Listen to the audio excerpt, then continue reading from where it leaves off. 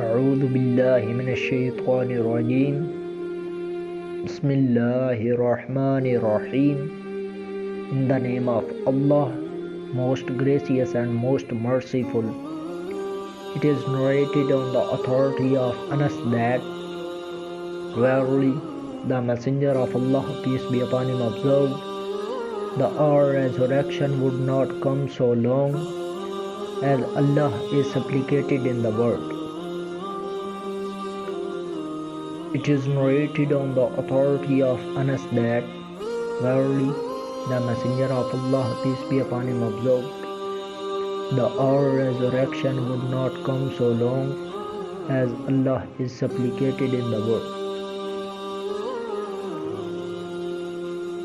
Huzaifa reported, we were in the company of the Messenger of Allah, peace be upon him, when he said, count for me those who profess al-Islam.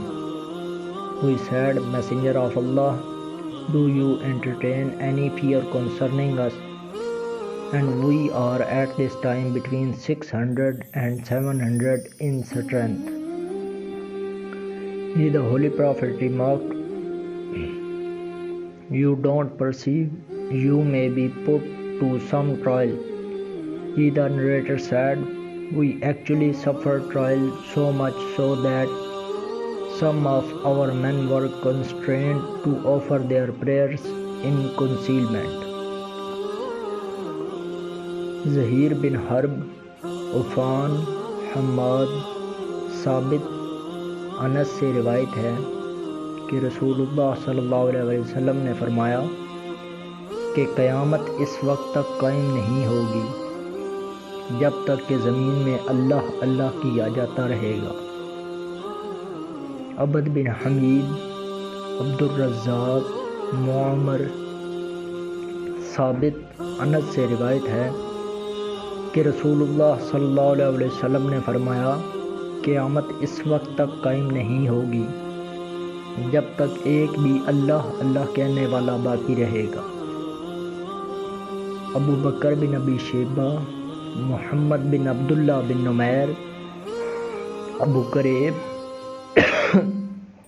ابو معاویہ، اعمش، شقیق، حذیفہ فرماتے ہیں کہ ہم اللہ کے رسول صلی اللہ علیہ وسلم کے ساتھ تھے۔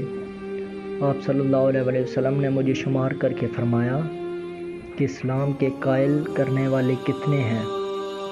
ہم نے عرض کیا، اے اللہ کے رسول صلی اللہ علیہ وسلم، کیا آپ کو ہم پر دشمنوں کی طرف سے کسی سازش کا خوف ہے؟ اور ہماری تعداد 600 سے 700 تک ہے۔ آپ صلی اللہ علیہ وسلم نے فرمایا کہ تم نہیں جانتے، شاید کہ تم کسی آزمائش میں پڑ جاؤ۔